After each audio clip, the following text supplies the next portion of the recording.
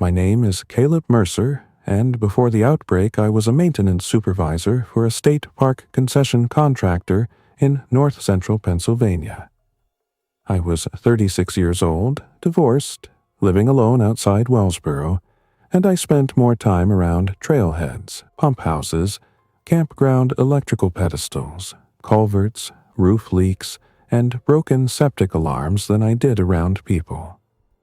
That ended up mattering more than anything else. I knew how to keep systems working when they were old, half-failed, or poorly designed. I knew how to move through the woods without making noise. I knew which state forest roads washed out after heavy rain, which cabins had hand pumps, and which low spots held water when the creeks dropped in late summer. None of that felt important when the first report started. It just felt like background knowledge from a quiet life in a rural county. The first calls about attacks sounded like the kind of thing people pass around online every few months. Violent incidents in bigger cities, emergency rooms overloaded, state police asking people to avoid travel in certain corridors, helicopter footage from highways east of Harrisburg, bad phone videos with no clear context. The language coming from officials changed fast. First it was public safety guidance, then it became shelter guidance, then movement restrictions. Then the wording got more careful, and that was when I started paying attention. They stopped promising timelines. They stopped saying control had been restored. They stopped giving numbers. When people with uniforms and prepared statements stop giving numbers, it means the real number is worse. I was at Hills Creek State Park that morning, checking a failed lift station alarm near one of the campground loops.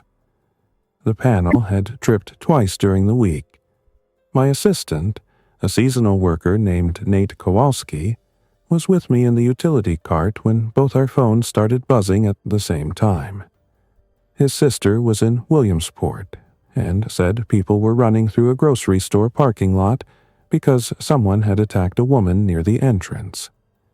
My older brother, Jacob, who worked heavy equipment for the township, sent a single line: "Don't go into town unless you have to."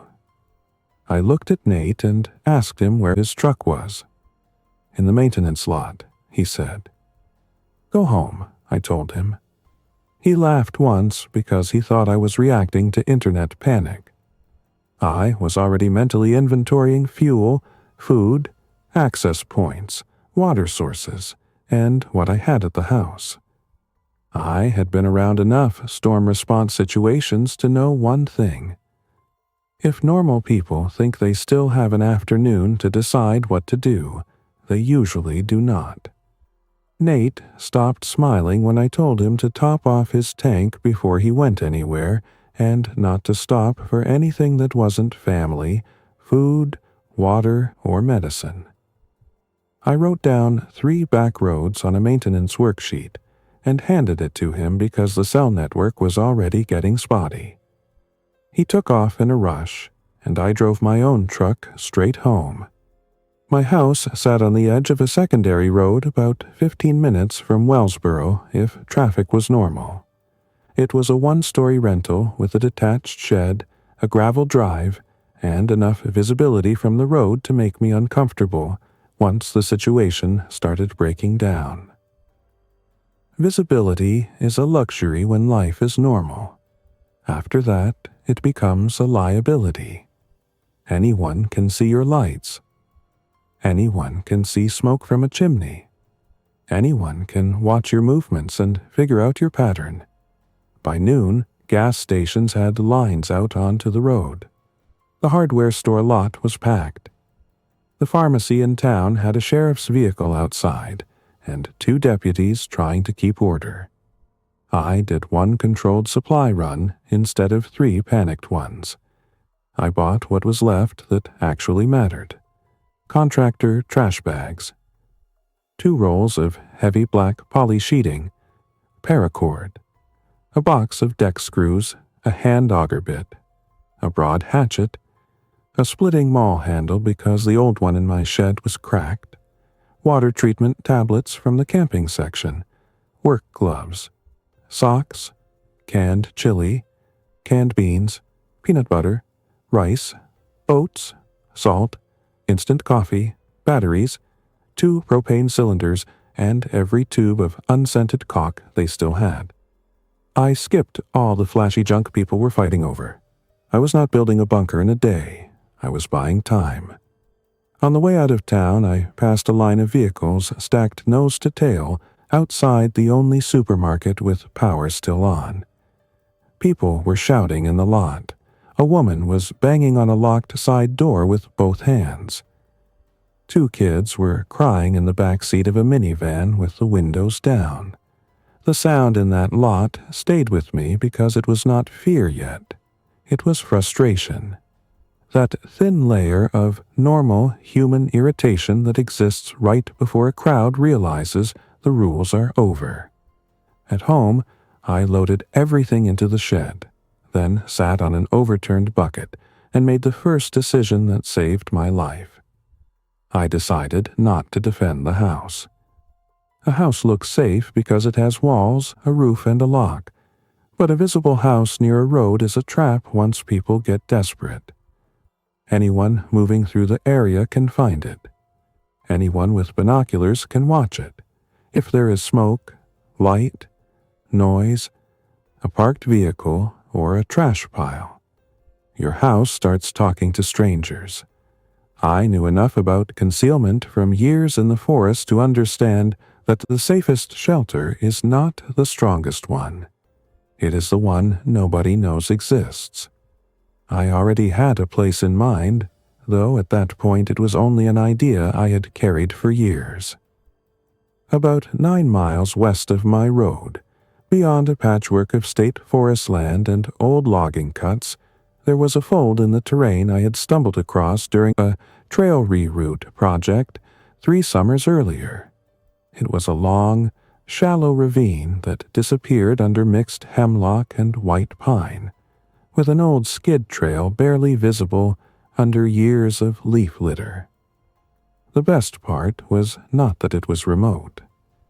Pennsylvania has plenty of remote ground.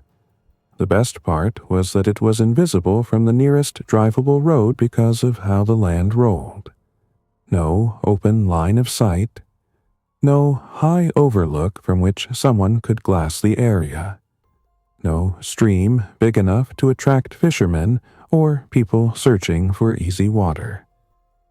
There was a seep line on the north-facing slope and a stand of mountain laurel thick enough to hide a pickup truck from 20 feet away. The soil was workable, the canopy stayed dark even at midday, and the old skid trail gave me one concealed route for hauling supplies without having to cut a fresh path. I had noticed all of that years before because it was the kind of place where a man doing maintenance work automatically thinks, if I ever needed to disappear, this would do it. By early afternoon, my brother Jacob showed up in his township dump truck, still in his reflective work shirt, face gray with dust and sweat. He climbed out, carrying a pry bar like he had forgotten it was in his hand. "You watching the news?" he asked. "I watched enough." He nodded toward the house. "You staying here?" "No." That got his attention. Jacob was 2 years older than me and built like the old farm boys we grew up with, thick in the shoulders and slow to talk until something serious happened. He walked into my shed, looked at the supplies, then looked back at me. "You already decided?" "Yeah." "Where?" "In the forest." He stared at me for a few seconds, then said, "That might be the smartest thing I've heard all day." He told me the township garage had gone into emergency status that morning, but by lunchtime nobody had a real plan except to keep roads open as long as possible. One road crew east of town had abandoned equipment when people started swarming a fuel delivery truck. A county radio dispatcher had told him there were incidents in Tioga, Lycoming, and farther south, all escalating. The details were confused, but one part was consistent. Attacks were spreading through chain reactions.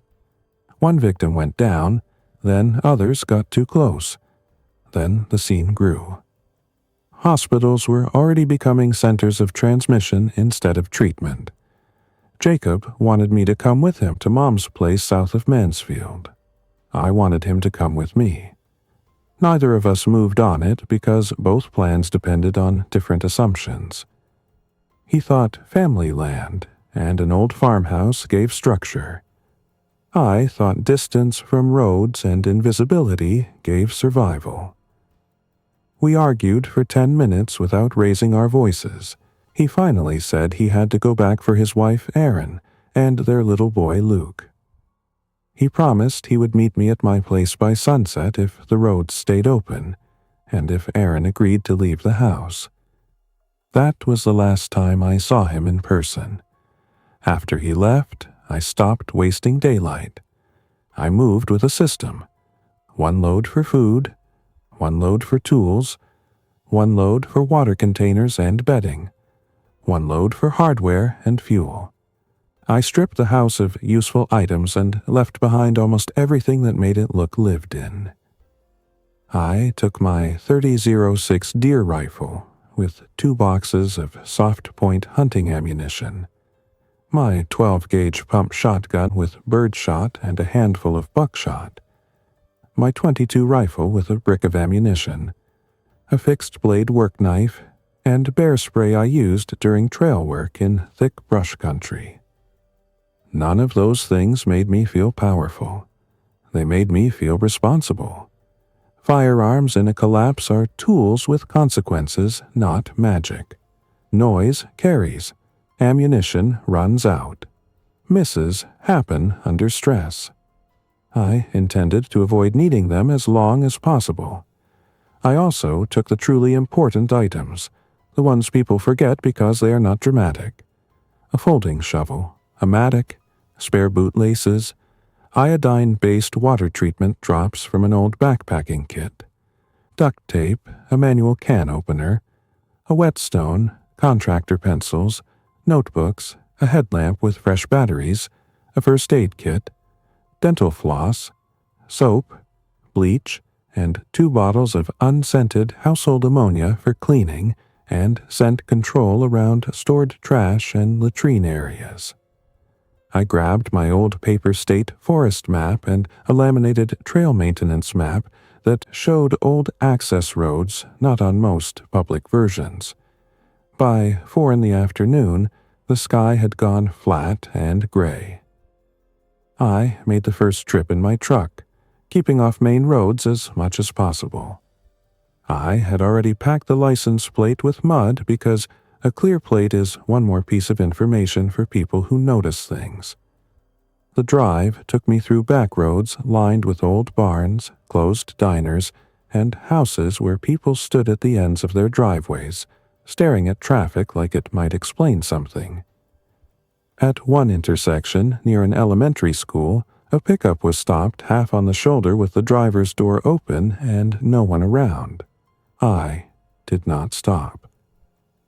A mile later, I saw a state police cruiser crossing the center line at speed with no light bar on, just gone. I parked at the mouth of an abandoned access spur hidden behind young hardwood growth and covered the truck with 2 camouflage tarps and cut branches, then hiked the first load in on foot. The location was farther from the road than I remembered, or maybe it just felt farther because of the weight. I carried food, tools, and 1 5-gallon water container. The ravine floor was damp under the leaves, with moss-covered logs and broken stone half sunk into the earth. The north slope held the seep exactly where I remembered it, water threading out through roots and dark soil in a trickle that disappeared after 20 yards. Not enough for easy collection, but enough to develop. I marked nothing. I cut nothing I did not absolutely need. The first stage of the shelter was not construction. It was concealment. I chose a site halfway up the north-facing slope beneath a tangle of laurel and fallen timber. From 10 feet away, it looked like uneven forest debris. From inside, once cleared carefully, it had enough room for a low, crawl-in chamber built partly below grade. I started by peeling back the leaf litter and top organic layer without scattering it. I laid every natural covering in sorted piles because I knew I would need it again for camouflage. Then I cut roots with the hatchet and started digging with the folding shovel and mattock. If you have never dug a shelter by hand in Pennsylvania forest soil, you might picture soft dirt. It is not soft, it is layers. Dark organic mat on top, then roots, then damp mineral soil, then rocks, then more roots, then clay pockets that hold the shovel like wet cement. I worked for an hour and a half and created a shallow trench barely long enough for me to lie in. My shoulders burned, my palms felt hot. Gnats hovered around my face in the damp shade. I kept stopping to listen, because every sound in the woods had suddenly become part of a threat picture. At dusk, I hiked back for the second load, then the third. By the time I returned with my bedding and the last food containers, it was close to full dark under the canopy. I had hoped Jacob would show. He did not. My phone had no signal in the ravine, so I climbed halfway up the ridge until I got 1 bar and 3 old messages. Aaron had texted me from Jacob's phone at 6:14 p.m. "We are leaving now. Road's bad. We'll try your place first." That was all. I stood on that slope in the fading light with my phone raised in one hand and understood in a very quiet way that the old world was probably over. I made it through the first night in the ravine under a tarp stretched low over a rough dugout. Boots on, shotgun across my chest. No fire, no light except a red filter headlamp kept under a blanket. Around midnight, I heard distant engine noise from somewhere east. Then several sharp reports that could have been gunshots, a muffled crash, and later what sounded like people shouting far off through the trees. Sound in the woods plays tricks with distance, but I knew enough not to dismiss it. Toward morning, I heard something else. Slow movement downslope, branches brushing, a dragging sound. It passed from east to west below my position and never came close enough for me to see it.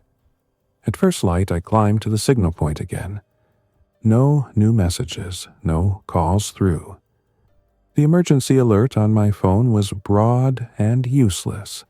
Avoid travel, remain sheltered, conserve resources, await further instruction. The kind of message sent by systems still trying to sound intact long after control has slipped away. That morning, I committed fully to the forest shelter. Commitment changes how you work. It removes fantasy. I was no longer preparing a backup option. I was building the place I intended to survive in. The design had to solve 4 problems at once. Stay hidden, stay dry, stay warm enough, and stay supportable with hand tools. That ruled out anything elaborate. I settled on a low-profile, semi-subterranean shelter built into the slope, with a narrow interior chamber, a short crawl entrance, overhead structure made from scavenged poles and deadfall. An insulated earth cover, and drainage handled by grade, trenching, and a shallow sump. The interior could not be tall enough to stand in. Standing height wastes excavation time, creates a larger thermal volume, and requires more structural strength. I was building a place to sleep, store food, sit, maintain gear, and wait out the collapse. Not a cabin brochure fantasy. For the next 2 days, I dug. I kept the spoil soil in sacks and shallow spread areas under brush instead of making one obvious mound. Fresh dirt is a signal. Straight lines are a signal. Cut saplings with bright faces are a signal. I minimized all three. I used already fallen poles when I could and cut only a handful of live saplings from areas away from the shelter, taking them low and dirty so the cuts were hidden in ground clutter. I built the chamber about 7 feet long, 3.5 feet wide at the shoulders, and 4 feet deep on the uphill side, less on the downhill side where I needed drainage and a low entrance tunnel. The roof would sit just above grade, then get covered with layers of bark, poly, soil, duff, and forest debris so the finished profile looked like a natural hump in the slope. Late on the second day, I got the first sign that other people were entering the woods in numbers. I was 20 yards from the site, trimming a dead branch for roof poles, when I heard voices on the old skid trail. 2 men moving fast and talking too loudly. I froze flat behind a blowdown and listened. One wanted to keep going west because he said everybody was heading for campgrounds and cabins. The other kept saying they should stay near water. They passed within maybe 40 feet of my position and never saw the site. That was when I realized my first instinct had been correct. The less my shelter looked like shelter, the safer it would be. Those men were searching with their eyes for things humans build. Straight walls, smoke, tracks, stacked wood, tarp lines, clearings. They were not looking for a lump in a hillside. After they passed, I changed my approach.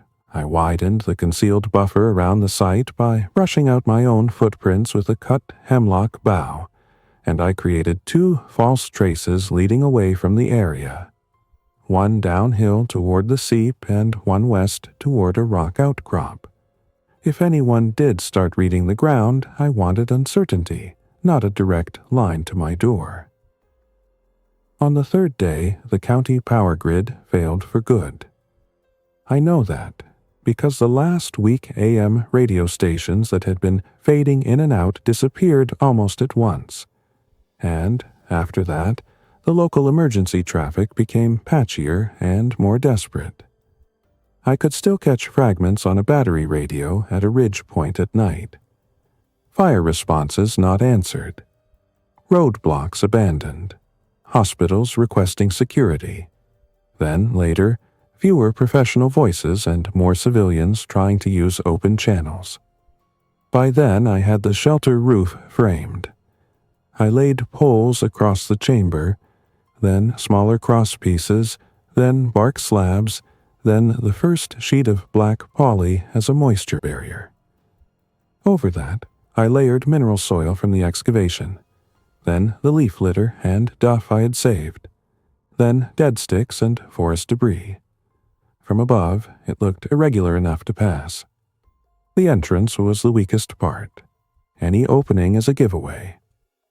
I set it low on the downhill side and made it crooked, not straight, with a removable brush mat on the outside and a dark blanket on the inside to stop a light leak and draft. The air inside smelled like fresh earth, damp roots, and plastic, but it was dry enough to sleep in, and that was a victory. Water was next. The seep line gave me a source, but not an easy one. I dug a shallow collection basin lined with flat stones and one cut section of food-grade hose to encourage flow toward a depression where I could dip or siphon. It produced only a couple of gallons a day at first, so I supplemented with water runs to a springhouse site I knew about nearly a mile away. Every trip out increased risk. That meant storage mattered. I dedicated several days to water logistics, collecting, treating, settling, and storing. I used treatment tablets and boiling when fuel allowed, but mostly I relied on settling containers, cloth pre-filtration, and chemical treatment in rotation. In a long collapse, water discipline matters more than almost any weapon ever will. Food was easier for the first month because I had brought enough basics to avoid desperation. Oats, rice, beans, canned meat, peanut butter, coffee, salt, and multivitamins from my medicine cabinet gave me calories and routine. Routine is survival. Once you start eating badly, sleeping badly, and skipping sanitation because the days blur, your mistakes multiply. I made myself operate on a schedule. Dawn listen, water, site maintenance, food, concealment check, tool work, rest, evening radio scan. No movement after full dark unless forced. On the 8th day after I left the house, I went back to see if Jacob had made it there. The drive home was worse than the departure. The road into town was littered with stalled vehicles. Some had been pushed aside into ditches. Others had simply been abandoned where they ran out of fuel or nerve. I parked short of my road and moved on foot through hedgerows and timber. My house had been entered. Front door splintered. Shed open. The place had been searched by people in a hurry. They took obvious things and left the rest. Kitchen drawers dumped. Closet pulled apart. The freezer door hanging open. The mattress slashed, maybe by someone searching for valuables, or maybe just angry. There was no sign of Jacob's truck. No note. No blood that I could see, and I checked carefully but quickly, because staying there felt like standing on a stage. I was about to leave when I heard movement in the neighboring yard. A woman's voice called out softly, asking if that was me. It was Mrs. Darlene Pike from 2 houses down, a widow in her 60s who used to bring over tomatoes every August, whether I wanted them or not. She looked 10 years older than she had 2 weeks earlier. She had a revolver in one hand and a dish towel tucked into her belt like she was still trying to be practical in the middle of the end of the world. She told me Jacob and Aaron had come by the first night, found me gone, and left a note wedged in my side door. They had headed south after hearing Mansfield was unsafe and that some people were trying to gather at a farm outside Covington. She had not seen them since. The note was gone. Either wind took it, or whoever broke in removed it. She asked where I had been. I lied and told her I was moving between sites. She asked if I had food. I said yes. She asked if the roads west were clear. I said no. Then she said the thing that haunted me for months. "You shouldn't stay in a house," she said. "They keep coming back." I asked who. Everybody. That was the truth of it. Not just the infected, the living, people without plans, people with families, people with bad intentions, people who had decided morality was now optional. A visible shelter attracts all categories. I offered to take her with me, even though I was already thinking it was a mistake to reveal anything. She refused, said her husband was buried in the churchyard, and she wasn't leaving this road. I left her 2 cans of food and a bottle of water treatment tablets and told her to extinguish every light at night. She laughed once and said that there hadn't been power in days. When I headed back across the fields, I felt that awful weight of knowing you have not done enough and also knowing you cannot save everyone by trying harder. The forest shelter changed after that trip. Before, it had been a hidden refuge. After, it became a deliberate system. I improved the drainage first by cutting a shallow interceptor trench uphill from the roof and lining the low points with stone. Then I created a dry sleeping platform inside, using split poles lashed over short supports, topped with a closed cell pad, and blankets sealed in contractor bags when not in use. I carved storage niches into the uphill wall and lined them with scavenged plastic and scrap wood to keep supplies off damp soil. I built a tiny rocket-style cook stove from metal cans for emergency low-smoke heating and occasional concealed cooking during wet weather, but I used it sparingly. Most cooking stayed cold soak or quick boil during hours when any drift would blend with general environmental moisture. Smoke discipline is not about making smoke disappear. It is about making it unremarkable or absent. The biggest challenge was long-term concealment of movement. A hidden shelter still dies if the approach gets worn into a path. So I rotated my routes, stepping on logs, rocks, and root mats where possible. I never entered directly from the same angle twice in a row. I brushed the last 20 yards every single time. I cached supplies in 3 separate microsites away from the main shelter, in case I was forced to abandon it suddenly. One cache held food sealed in buckets. One held ammunition, medical supplies, and spare clothing. One held tools and a tarp. If someone discovered the main chamber, I did not want all my survival tied to one hole in the ground. About 3 weeks in, I saw the infected clearly for the first time in the forest. Up to then, I had only glimpsed movement or heard distant sounds. But one afternoon, while glassing a power line cut from a ridge, I watched 3 figures move through the brush below. Their pace was wrong for hikers, too inconsistent but too persistent. They were not running. They were advancing whenever sound or movement drew them, then stalling, then correcting. Clothes dirty, posture compromised, but still mobile. One tripped over a log and got up again in a way that was deeply unnatural, not because it was impossible, but because it ignored pain. That was the part I learned fastest. Pain no longer stopped them in the normal ways. I stayed motionless and let them pass.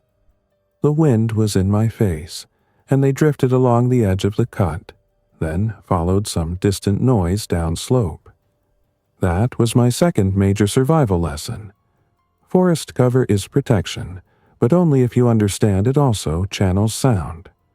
A snapped branch, a dropped can, careless tool work, even a cough in cold air can redirect danger. By the end of the first month, I had settled into a stripped-down life that would have looked impossible to my old self and routine to my new one. Wake at first gray light. Listen for 1 full minute before moving. Check entrance area. Check weather. Deal with water. Eat. Handle waste. Work only as needed. Keep the shelter invisible. Stay ahead of damp. Stay ahead of mice. Stay ahead of mold. Keep the mind occupied. Write notes. Maintain gear. Watch the land. The mice were constant. They found everything. I trapped them, improved food storage, cleaned obsessively, and still they came. Damp was constant too. Even with drainage and barriers, underground living means managing moisture every day. If you skip a week of discipline, fabric mildews, bedding stays cold. Tools rust, and your own lungs start reminding you that earth shelters are never truly comfortable. Comfort had nothing to do with it. The goal was survivable, not pleasant. In October, the nights turned cold enough to force changes. I deepened insulation on the roof with more soil and duff, sealed small drafts, and constructed a tiny detached cook pit 30 yards away in a rock depression where low heat and occasional smoke would not point directly to the shelter. I also started processing more firewood, but not in visible stacks. Wood piles scream occupation. Instead, I kept small distributed bundles hidden under natural cover near the cook site. Everything about the place had to look accidental. I still climbed to the ridge point 2 or 3 nights a week for radio monitoring. By then, the broadcasts were no longer guidance.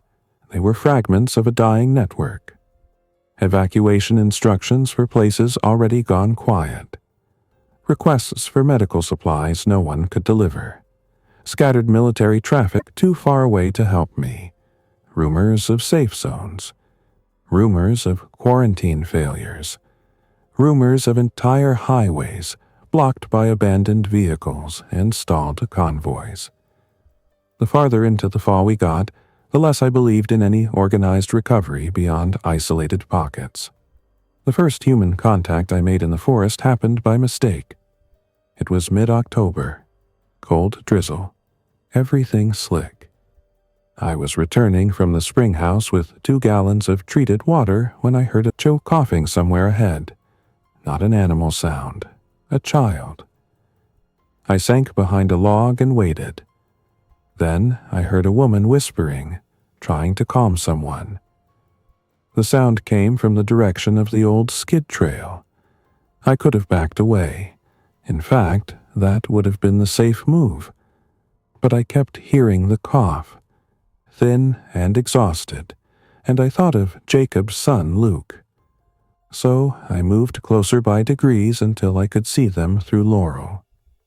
A woman in a dark rain jacket, maybe early 40s, and a girl around 10 or 11, wrapped in an oversized hoodie, both soaked, both exhausted. The woman had a kitchen knife in one hand and a backpack hanging open on one shoulder like the zipper had broken. I made a small sound on purpose before stepping into view. Startling, desperate people gets you hurt. The woman turned and brought the knife up at once. The girl froze. I kept my hands visible and said, "I'm not coming closer." Neither of them spoke. I asked if the child was sick. The girl shook her head before the woman could answer. Just cold, tired, and with a bad cough. Their names were Leah Bennett and her daughter Nora. They had come north from the outskirts of Williamsport with another group that had broken apart after a bridge bottleneck and then a roadside attack. Leah had worked as a dental assistant, not a woods person, not a camper, not prepared for any of this beyond whatever they could carry. The smart move would have been to give directions to water and keep my distance. Instead, I gave them 1 bottle, 2 energy bars, and a tarp from my outer pack. Leah asked if there was a cabin nearby. I said none that were safe. She asked where I was staying. I told her I was moving and did not stop in one place. She looked at me for a long second and said, "You already know not to trust us." "I don't know you," I said. "That's fair." She did not beg. That mattered. People who beg loudly are often dangerous or attached to dangerous groups nearby. She just asked which direction was least bad. I gave her 1 ridgeline to avoid, a spring location, and a warning to stay off obvious campgrounds. Then I left before sympathy could make me careless. For the next 2 nights I hated myself for that. On the 3rd day, I found signs they had taken my advice. Small shoe prints near the spring house, then gone. I never saw them again that season, and I spent the whole winter wondering whether they lived. That winter was when the shelter proved itself. Snow is both blessing and threat. It muffles sound, hides older tracks, and keeps casual travelers off the ridges. It also reveals fresh movement instantly. It insulates the earth roof, but it can collapse weak structure and block ventilation. It reduces odor spread in some ways and sharpens visible signs in others. I adapted by cutting movement to the absolute minimum after snowfall and making all necessary trips during wind, or additional flurries when tracks would blur faster. I also reinforced the roof from inside with 2 more uprights and a cross brace because wet snow load on a low timber roof is no joke. By January, I had gone lean in the face, heavier in the shoulders from labor, and quieter in my own head. That was the strangest part of living hidden. The fear stopped being a constant high alarm and became a background calculation. Is that sound approaching or receding? Has that tree line changed? Did I leave too clear a boot impression? Did that can smell enough to draw a bear or a desperate person? Survival becomes arithmetic. One of the hardest days of that winter came after a storm when I found boot tracks crossing within 15 yards of the shelter. Not wandering tracks, intentional movement. One person, adult, careful. They cut across the slope, paused near the seep, then continued west. My pulse hammered so hard I could hear it. I stayed inside the chamber for 6 straight hours with the shotgun ready and the interior blanket over the entrance to stop any light shift. No further sound. Near dusk, I crawled out and backtracked the prints from a distance. Whoever it was had good fieldcraft. They used deadfall and terrain breaks. They did not linger at the obvious spots. They were either trained or experienced. Most worrying of all, they had not blundered near the shelter. They had passed close because they were reading water and terrain. From then on, I treated the site as compromised in theory, even though it had not been found in fact. I improved my emergency abandonment kit, made a second sleeping hide 200 yards away under a rock shelf, and kept one food bucket there as backup. Hidden living is not a single decision. It is a chain of plans nested inside other plans. In early February, I found out who the careful tracker had probably been. I was checking snares for rabbits in a brushy draw well away from the main site, when a voice behind me said, "If you raise that rifle, I'm going to assume the worst." I turned slowly and saw an older man in winter camouflage faded almost white with age, carrying a bolt-action rifle low but ready. Gray beard, hard eyes, no wasted movement. He stood where he had good cover, and I had bad options. Smart. He introduced himself as Eli Warren, retired game commission officer living before the outbreak in a cabin lease area farther west. He had seen signs of me for weeks but could never pin me down. That was almost a compliment. We spoke for 10 minutes in the cold, neither fully lowering our guard. He told me he traveled alone because every group he had joined either got noisy, careless, or cruel. He said the living were adapting faster than the infected, and not always in good ways. There was a roving group of 6 to 8 men working abandoned homes and cabins south of the forest road, taking what they wanted and moving on. Not an army, just enough to ruin lives. He had avoided them twice. I asked if he had followed my tracks. "Once or twice," he said. "Never found where you slept." That was the best news I had heard in months. We reached a practical arrangement instead of friendship. Information trade, limited. No sharing of main shelter locations. A dead drop under a marked double-trunk pine. 1 pebble on the stump if a note or item was left. 2 pebbles if danger sign. I did not fully trust him, but trust in the old sense was gone anyway. What mattered was predictability. Through Eli, I learned how much the region had changed. Small farms holding if they had wells and family, town centers hollowing out or turning violent. Some church groups still trying to provide aid until supplies ran dry. Several state forest cabins burned, likely from bad stove use or deliberate looting. The infected still concentrated near settlement edges and travel corridors, but cold had slowed some of their movement. Not stopped it, just changed patterns. In March, the worst threat to my shelter came not from the infected, but from people. I found the sign first. One of my false trail disturbances near the outcrop had been examined. Not trampled, not crossed by accident. Examined. Someone had poked through brush where I had once laid misleading ground sign months earlier. A day later, I saw smoke from a temporary camp less than half a mile east. Too close. I climbed a ridge at last light and glassed through cover. 6 men around 2 tarps and a low fire. Mixed gear, scavenged clothing, 1 pump shotgun, 2 hunting rifles, axes, packs, a blue cooler. They did not look starving enough to be harmless. They looked organized enough to be a problem. One made repeated pointing gestures toward the drainage where my shelter lay. My stomach dropped. I had 3 options. Stay and hope concealment held. Abandon the site before dawn.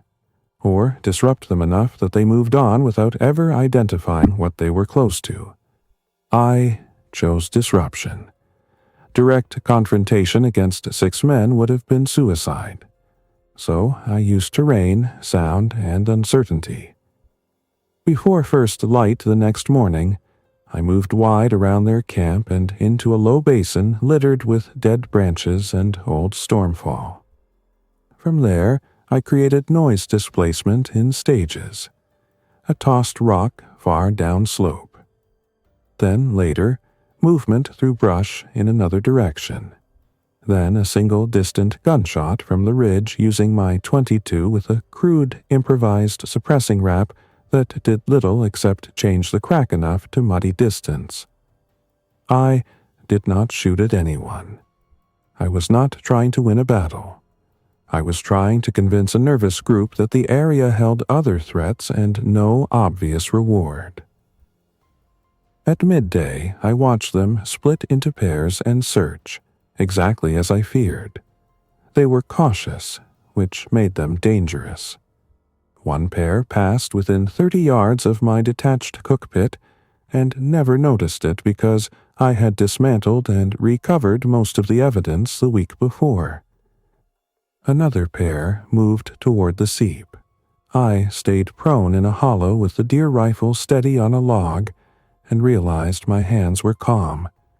Not because I was brave, because I had rehearsed this possibility so many times that the fear had burned down into procedure.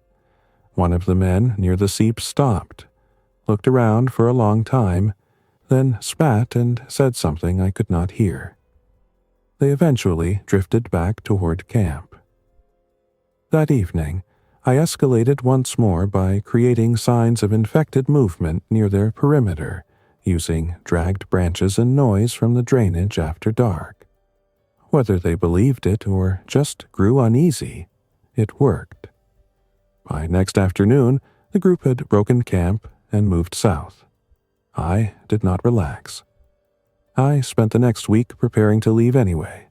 That is another reality people do not like to hear. A perfect shelter does not exist. Every hidden place has an expiration date once enough people move through a landscape. You survive by being ready to vanish before proof arrives. Spring came slowly. Snow retreated in patches. The seep strengthened. Birds returned. For a few weeks the forest almost felt normal, except for the emptiness where ordinary recreation should have been.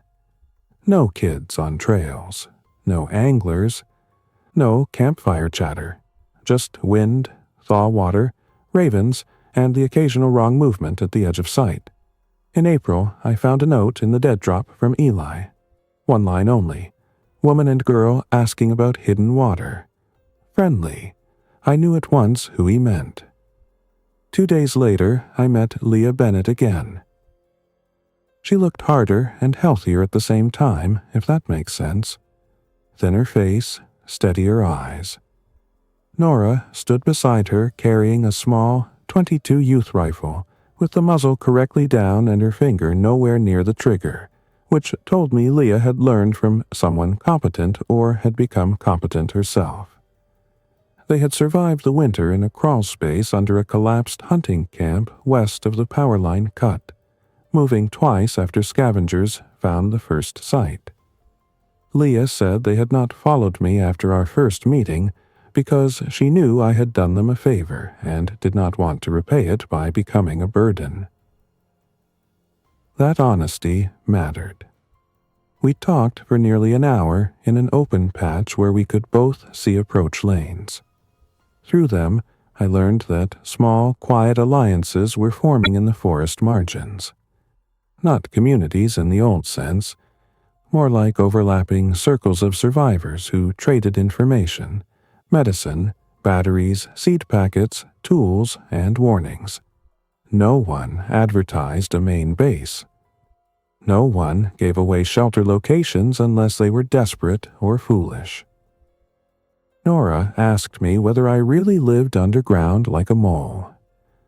Leah looked embarrassed, but I laughed for the first time in months and said something close to that.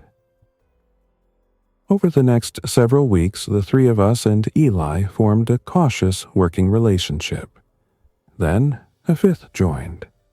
Marta Ruiz, a former emergency room nurse from Lock Haven, who had made it north with a backpack, a camp hatchet, and more medical knowledge than the rest of us combined. Marta was the kind of person who stayed calm by narrowing her attention to the next necessary task.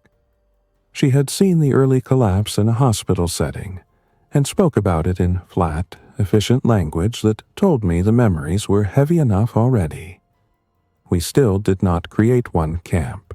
That would have made us visible and vulnerable.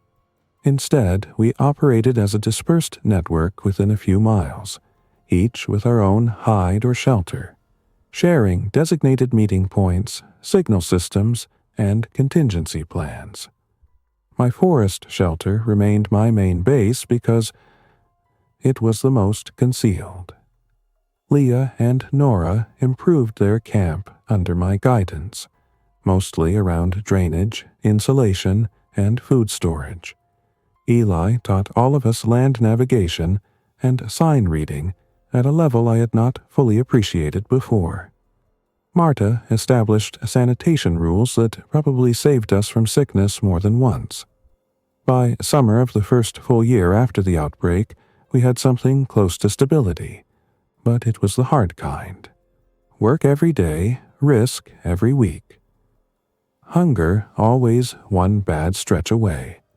We planted small hidden plots instead of one obvious garden, using potatoes, beans, squash, and hardy greens in broken patches under partial canopy or near old clearings where brush could still mask them. We salvaged hand tools from abandoned properties when it was safe. We avoided main roads completely. We watched for smoke columns that might mean opportunity or threat. The infected were still around, but the pattern had changed. Fewer random movements deep in the woods. More concentration near old habitations, dumps, livestock areas, and routes where sound and scent still drew them. They remained dangerous, especially in groups or when fresh movement triggered them, but by then I feared organized, desperate people more. In August, I finally got news of my brother. A man named Curtis Hale came into one of our outer contact points carrying a township road vest and a broken wrist splint Marta had made for someone else months earlier. He recognized the township logo on an old glove I was wearing. He had been part of a farm cluster south of Covington during the first weeks. He remembered Jacob Mercer by name because Jacob had used a backhoe to block a lane and rigged farm fuel transfers for generators. Aaron and Luke had been with him.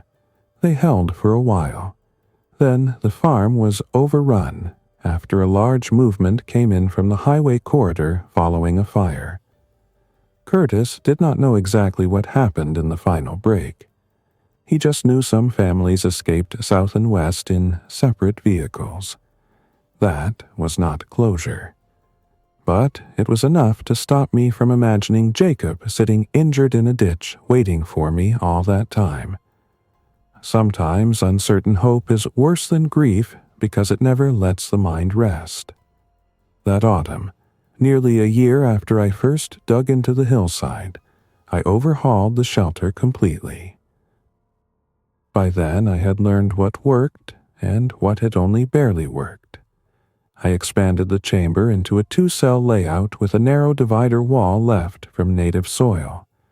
One side became sleeping and medical storage. The other became equipment, food, and a tiny seated work area. I replaced some of the roof members with better cut poles and added a second waterproof layer above a vented gap to reduce condensation drip. I built a concealed air intake using a length of salvage drain pipe buried upslope and screened against rodents. The exhaust vent was even trickier. It had to disperse heat and occasional smoke without creating a visible signature. I routed it through a rotting stump shell 30 feet away, using soil and stone to cool any output and limiting actual heated use to the coldest nights, and only when conditions were right. It was not perfect, but it was enough to keep the chamber livable through the next winter without advertising my position. Most importantly, I improved the entrance concealment by building what looked from outside like nothing more than collapsed forest debris. The actual crawl door sat under a hinged lattice of dead branches, bark, and rooted moss mats lifted as one piece from a nearby windthrow. It blended so well that even standing 2 strides away, your eyes slid past it unless you already knew the geometry was wrong. That was the point when Eli finally admitted he had been trying off and on to locate my shelter since winter, and still had not managed it. "You built yourself a ghost hole," he said. "That's the idea." He nodded once. "Then keep it that way. Years from now, if anyone ever studies how people really survived those first stages, I think they will misunderstand what mattered most. Not force, not bravado, not piles of ammunition and fantasy hardware. The people who lasted were usually the people who understood systems: water, concealment, sanitation, calories, terrain, patience, silence, and not being where trouble expected them to be. That was the whole logic of my forest shelter. It did not make me powerful. It made me hard to locate, hard to predict, and expensive to attack. In a broken world, that is almost the same thing as safety. The second winter in the forest was easier in practical terms and harder in emotional ones. We were better fed, better organized, better equipped, and less naive. We were also tired in a way that goes deeper than physical exhaustion. Long survival grinds away at parts of you that once felt permanent. I spoke less. Leah smiled less. Marta slept with one hand on a flashlight and the other near her knife even when she trusted the area. Nora had grown older in the face without being old enough for that. Still, we adapted. We developed low-visibility trade routines with a farm pair west of us who had chickens and a hand-dug well. We exchanged salt, scavenged antibiotics Marta had carefully inventoried, and occasional labor for eggs and information. We built a shared emergency rally point in a rock fissure that could hide 5 people for one bad night if a search party or large movement swept the forest.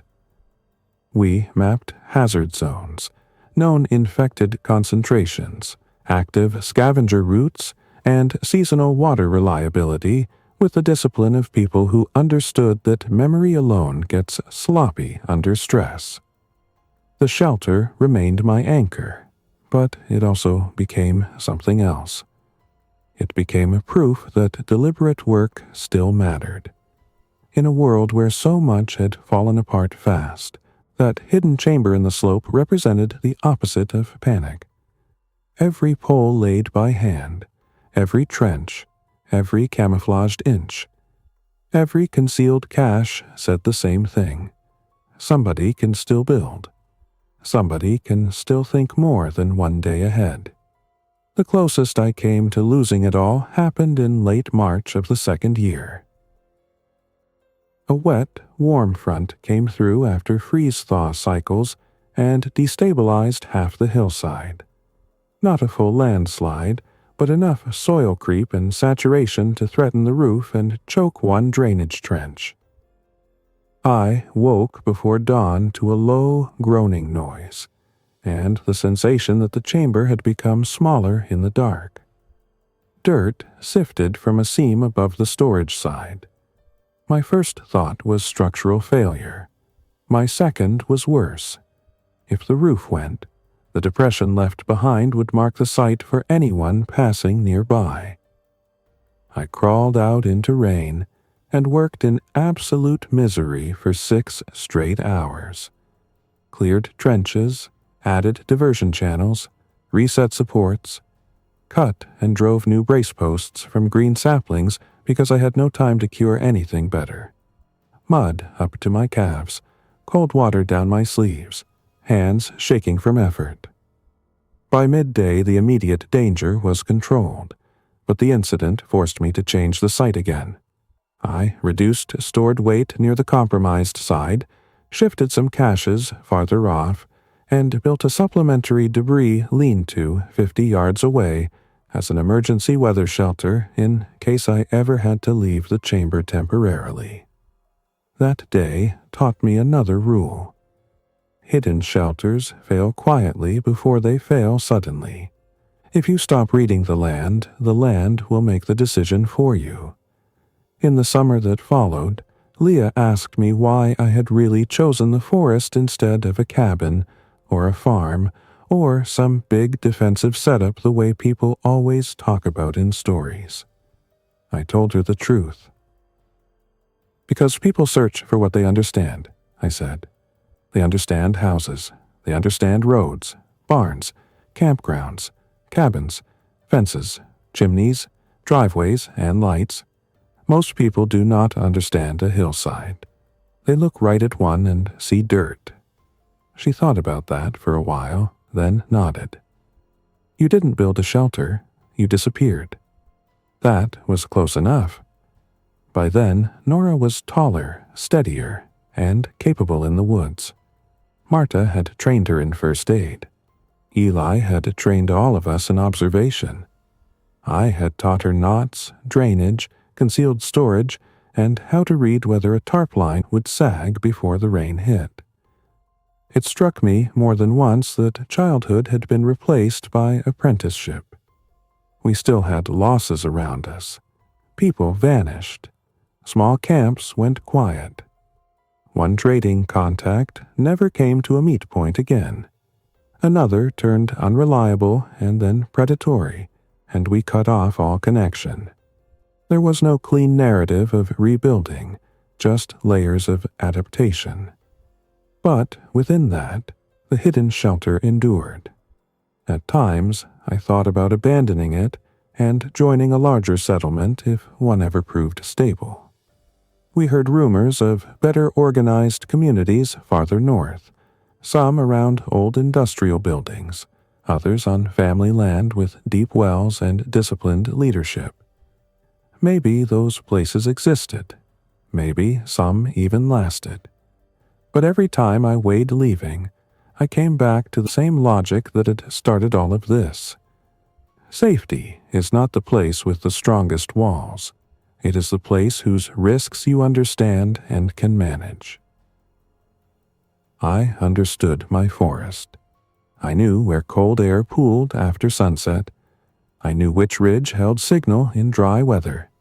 I knew which section of the seep went cloudy after hard rain and it needed more settling time. I knew where foxes denned, where bear sign appeared in spring, where the ground stayed quiet underfoot, and where it betrayed you with loose shale. I knew exactly how much noise the shelter door made in frost compared to drizzle. That level of familiarity is more valuable than concrete if the concrete can be seen. Now, when I tell this story, I am sitting inside a room that began as a hole in the ground and became the center of my life. Not because it was comfortable, and not because I wanted to live like this, but because hiding on purpose beat dying in plain sight. The roof over me is still low. The walls still smell faintly of earth after rain. There are storage shelves now, sealed bins, tools hung in order, a better vent system, a real sleeping platform, and enough dry space to keep notebooks, maps, and the few photographs that survived in plastic sleeves. Outside, the forest has reclaimed every mistake I made in the beginning. The access traces are gone. The false trails are older than some of the kids who might one day hear this story. If you walked within 20 feet of this place today without guidance, you would swear there was nothing here. That is exactly how I planned it. I do not know whether the world beyond these ridges will ever become simple again. I do not know whether my brother is alive somewhere farther south, or whether he died believing he had done his best for his family. I do know this. The first decision that saved me was giving up on the idea that home had to look like home. Once I let go of that, everything else became possible. I stopped trying to defend a visible life and started building an invisible one. If you had seen me that first week, dirty and half panicked, digging into cold hillside soil with a folding shovel while the country was coming apart, you probably would have thought I was losing my mind. Maybe part of me was, but the shelter worked. It worked because it was boring, low, damp, uncomfortable, disciplined, and almost impossible to notice. It worked because I respected weather, gravity, water, silence, and human curiosity. It worked because I assumed discovery meant death, and built accordingly. No one could find it because I never built it to be admired. I built it to be missed. And in those first terrible months, being missed was the closest thing left to safety.